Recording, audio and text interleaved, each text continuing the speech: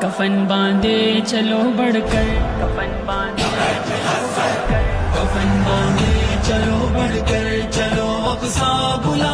ہمیں یہ فکر کرنی ہوگی کہ ہمارا سماج کس پائیدان پر کھڑا ہے، تعلیمی میدان میں ہم کس پائیدان پر کھڑے ہیں، یہ ہمارے نوجوانوں کو سوچنا ہوگا۔ آپ نے دیکھا کہ ایک سروے آیا 2011 میں کا 2011 میں ایک سروے آیا تھا کہ پورے ہندوستان میں سیاسی اعتبار سے، سیاسی، تعلیمی، اقتصادی اعتبار سے جو سب سے پسماندہ طبقہ ہے وہ ہمارا علاقہ سیمانچل، اور سیمانچل میں جو سب سے نچلا اور سب سے پسماندہ جو ضلع ہے وہ ہمارا پورنیہ ہے، جس سے ہم اور آپ سارے لوگ تعلق رکھتے ہیں میرے دوستوں۔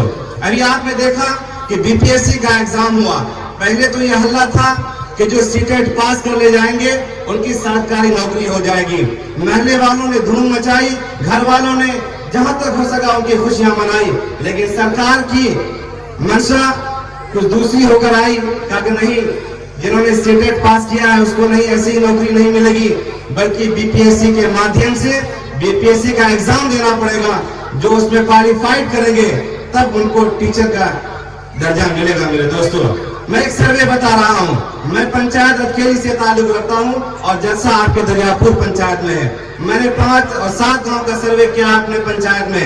ہر کھیلی میں صرف ایک غیر مسلم نوجوان جنہوں نے اپنی پوری عمر 31 سال کی عمر بچوں کو پڑھایا اور لکھایا ہے، وہی ہمارا سماج مسلم سماج بھی ہے، اسی گاؤں میں صاحب بھی بستے ہیں، اسی گاؤں میں محلدار بھی بستے ہیں، لیکن گاؤں ہر کھیلی میں صرف ایک لڑکا جنہوں نے B P S C complete کیا۔ کیا ہماری مسلم آبادی کے وہ نوجوان جس کی عمر 18 سال ہے، جس کی عمر 21 سال ہے، جس کی عمر 26 سال ہے، وہ ہمارے نوجوان کہاں ہیں؟ یہ کون تلاش کرے گا؟ جن کے بچے ہیں وہ تلاش کرے گا، یہ سماج کے وہ باشعور افراد تلاش کریں گے کہ آخر ہمارے سماج کو ہو کیا گیا ہے۔ ہم روزانہ روتے ہیں کہ سماج، حکومت ہمارے لیے کیا نہیں کر رہی ہے، حکومت ہمارے لیے یہ نہیں کر رہی ہے، حکومت ہمارے لیے وہ نہیں کر رہی ہے۔ میں سماج کے بدھی جیوی سے پوچھنا چاہتا ہوں کہ آپ نے اپنے بچوں کے لیے کیا کیا؟ آپ نے اپنے گاؤں کے اسکول کے لیے کیا کیا؟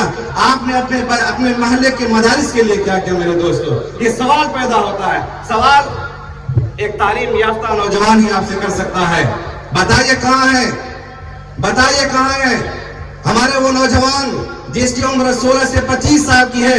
کیا انہوں نے تعلیم حاصل نہیں کی، تعلیم کی اہمیت کو نہیں سمجھا؟ آج بچہ جیسے 11 سال کا ہوتا ہے، 12 سال کا ہوتا ہے، ماں باپ کو فوراً پیسے کی لگ جاتی ہے کہ بیٹا اب تم جوان ہو گئے ہو، جبکہ اس کی عمر پڑھنے کی تھی، کتاب سے ان کی دوستی کرانے کی تھی، قلم اس کے ہاتھ میں جانا چاہیے تھا، لیکن سماج کا وہ ظالم باپ، ظالم ماں باپ اپنے بچوں کو پنجاب بھیج دیتا ہے۔ ہوٹلوں میں وہ ہمارے سماج کے معصوم بچے، نوجوان طبقہ یا تو ہوٹلوں میں پلیٹ دھوتا ہے یا کہیں نہ کہیں مزدوری کرتا ہوا نظر آتا ہے۔ میرے دوستوں، یہ درد ہے، تقریر کرنا مناسب نہیں ہے، حضرات علماء اکرام یہاں تشریف فرما ہے، میں ایک درد کے ساتھ آپ کے سامنے کھڑا ہوا ہوں۔ اے نوجوانوں، حالات کا مقابلہ آپ کو کرنا ہے۔ اگر آپ نے تعلیم سے دوستی نہیں کی، کاپی اور قلم سے اپنی دوستی استوار نہیں کی، وہ دن دور نہیں۔ یاد رکھیے گا، الیکشن آپ کے سر پر ہے، 2024 کے بعد ملک کا منظرنامہ ایک عجیب و غریب ہونے والا ہے۔ یہ جو بوڑھے باپ چچا ہیں، ان کا دور ختم ہو گیا، انہوں نے یہ سوچا بھی نہیں تھا کہ ہم ایک بولا یوریا فنگر دے کے لیں گے، ہمیں راشن فنگر دے کے چھڑانا پڑے گا۔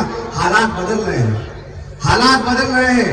پہلے انگوٹھا چھاپ سفر کر لیا کرتا تھا، اگر آج کوئی نوجوان ان پڑھ ہے، جاہل ہے، اگر اس کے سسرال والوں نے اس کو گاڑی دی ہے، اب اس کا لائسنس نہیں بن سکتا، لائسنس نہیں بنے گا، کیونکہ سارا کچھ ڈیجیٹل ہو رہا ہے۔ آپ جب پڑھے لکھے ہوں گے، آپ کے پاس میٹرک کی ڈگری ہوگی، آپ کے پاس انٹر کی ڈگری ہوگی، مدرسہ لائن سے آپ ہو کر یہاں پاس ہوں گے، تب ہی آپ کا لائسنس بنے گا اور آپ NH-31 پر چل سکیں گے۔ میرے دوستو، یہ کون انصاف کرے گا؟ کہاں ہے وہ نوجوان، کہاں ہے وہ بدھ جیوی، کہاں ہے وہ سماج کا عظیم طبقہ جو اپنے آپ کو یہ کہنے کے لیے تیار ہے کہ ہم نے اپنی بیٹوں کے لیے یہ کر دیا، ہم نے اپنی اولاد کے لیے بینک بیلنس کر دیا، ہم کو 4 اولاد تھے، ہم نے 2-4 مکان بنا دیے۔ میرے دوستو، یاد رکھیے گا، آپ مکان اس کے لیے بنا دیجئے، بینک بیلنس اس کے لیے کھڑا کر دیجئے، لیکن آنے والا کل وہ بچہ جب سرکار کی زد میں آئے گا، जिस तरह की मुस्लिम कशी चल रही है दोस्तों, ये हमें और आपको, अब तो महल्ले में कभी एक जमाना ऐसा हुआ करता था, एक आध दो घर में टीवी हुआ करती थी और हम लोग उस टीवी को देखने के लिए जाते थे।